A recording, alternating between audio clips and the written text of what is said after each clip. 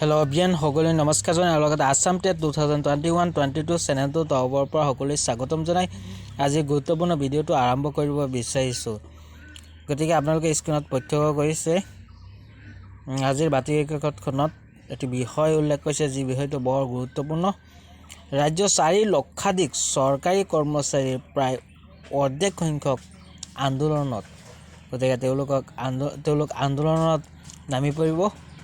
4 লাখৰ ভিতৰত প্ৰায় অৰ্ধেক সংখ্যক 2 লাখ কৰ্মচাৰী এতিয়া আন্দোলনত নামি পৰিব। গতিকে কি হৈছে কিহৰ জলনিৰ্মাণ আহকচোন চাও। গভীৰ অনিশ্চয়তাত ঠিকাভিত্তিক কৰ্মচাৰীসকল। গতিকে সংকাত দিন কটাইছে এক মৰ্মান্তিক সিচুৱেশ্যনে দেখা দিছে তেওঁলোকক। গতিকে কিহৰ ইমান জ্বলন, কিহৰ ইমান শংকা, কিহৰ ইমান দুৰ্দশা, কিহৰ ইমান অনিশ্চয়তা আহকচোন জানিলো ডিটেইলছত।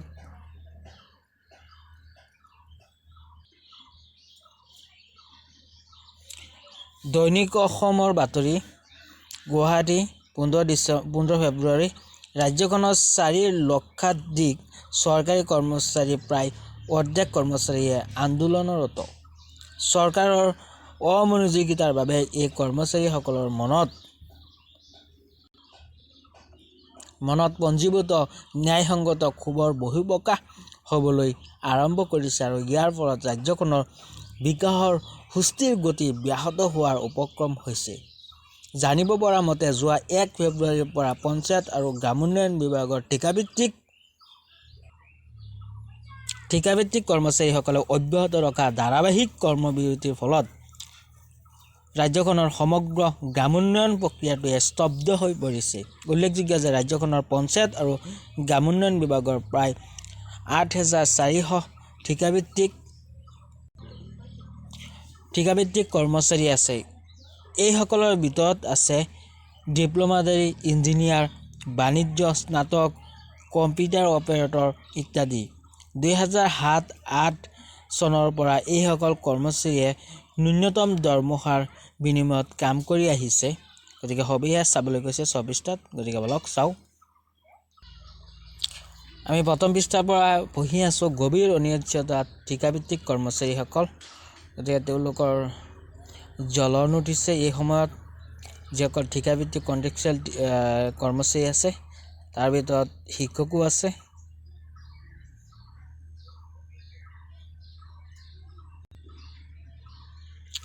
ভয়ংকৰ অনিশ্চয়তাৰ মাজত, কিয়নো তেওঁলোকৰ নিযুক্তি ঠিকাভিত্তিক আৰু যিকোনো মুহূৰ্ততে তেওঁলোকৰ নিযুক্তি বাতিল হ'ব পাৰে। সেয়েহে তেওঁলোকে দীৰ্ঘদিনৰ পৰা তেওঁলোকৰ চাকৰিৰ নিৰাপত্তাৰ দাবী কৰি আহিছে। উল্লেখযোগ্য যে বিগত চৰকাৰৰ কাৰ্যকালত চৰকাৰে সৰ্বশিক্ষা অভিযানৰ অধীনত নিযুক্ত ঠিকাভিত্তিক শিক্ষকসকলৰ চাকৰিৰ ম্যাদ 60 বছৰলৈ বৃদ্ধি কৰি তেওঁলোকক অন্যান্য চৰকাৰী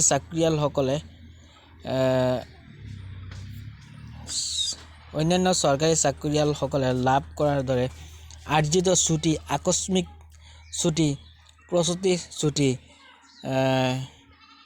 গ্ৰেচুইটি আদি দিয়াৰ ব্যৱস্থা কৰিছিল। সেইমৰ্মে তদানীন্তন পঞ্চায়ত মন্ত্ৰী নৱকুমাৰ দলেই 2020 চনৰ 23 ছেপ্টেম্বৰত পঞ্চায়ত আৰু গ্ৰামোন্নয়ন বিভাগৰ এই ঠিকাভিত্তিক কৰ্মচাৰীখিনিকো ঠিকাভিত্তিক শিক্ষকৰ লেখীয়াকৈ তেওঁলোকৰ নিযুক্তিৰ ম্যাদ 60 বছৰলৈ বৃদ্ধি কৰাকে ধৰি অন্যান্য সা-সুবিধাসমূহ আদায় দিবলৈ নিৰ্দেশ দিছিল যদিও সেই নিৰ্দেশ আজিলৈকে কাৰ্যকৰী নহ'ল।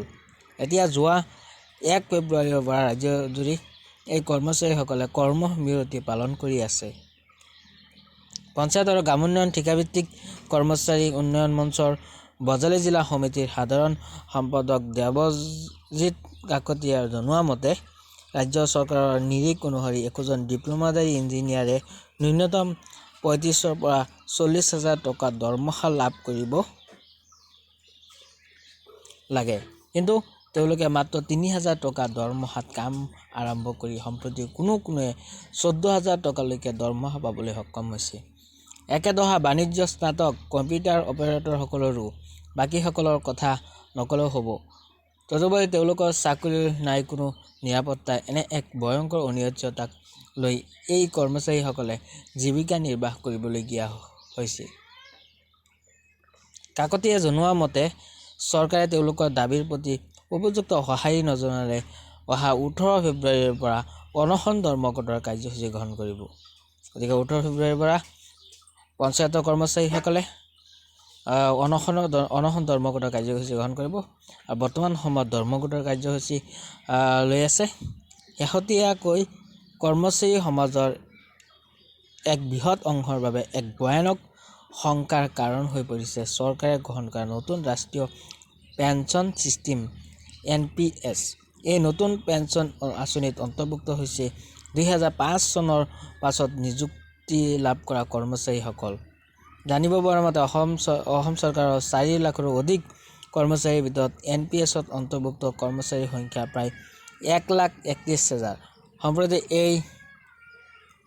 সম্প্ৰতি এই কৰ্মচাৰীসকলে নিজৰ ভৱিষ্যতৰ সুৰক্ষাৰ প্ৰতি শংকিত হৈ আন্দোলনৰ পথ গ্ৰহণ কৰিছে। সদৌ অসম NPS কৰ্মচাৰী সংস্থাৰ সভাপতি অচ্যুতানন্দ হাজৰিকাই জনোৱা মতে পুৰণি পেন্সন নীতি অনুসৰি এজন কৰ্মচাৰীগৰাকীয়ে চাকৰিয়ালৰ অন্তিম মাহটোত যিখিনি দৰমহা লাভ কৰে তাৰে আধা দৰমহা তেওঁক পেন্সন হিচাপে নিৰ্ধাৰণ কৰি আদায় দিয়ে। তদুপৰি তেওঁ মৰগীয়া বানচ বৃদ্ধি ঋণকে ধৰি বিভিন্ন সুবিধা লাভ কৰে। কিন্তু NPSত অন্তৰ্ভুক্ত কৰ্মচাৰীসকলৰ ক্ষেত্ৰত প্ৰতিমাহে তেওঁৰ দৰমহাৰ পৰা পেন্সনৰ নামত 10% ধন কৰ্তন কৰা হয়।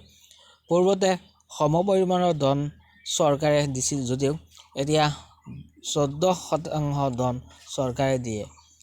এই ধন NSDL নামৰ সংস্থা এটাই শ্বেয়াৰ বজাৰত বিনিয়োগ কৰে আৰু তাৰ পৰা লাভ কৰা ধনেৰে এটা কৰ্পাছ পুঁজি সৃষ্টি কৰা হয়।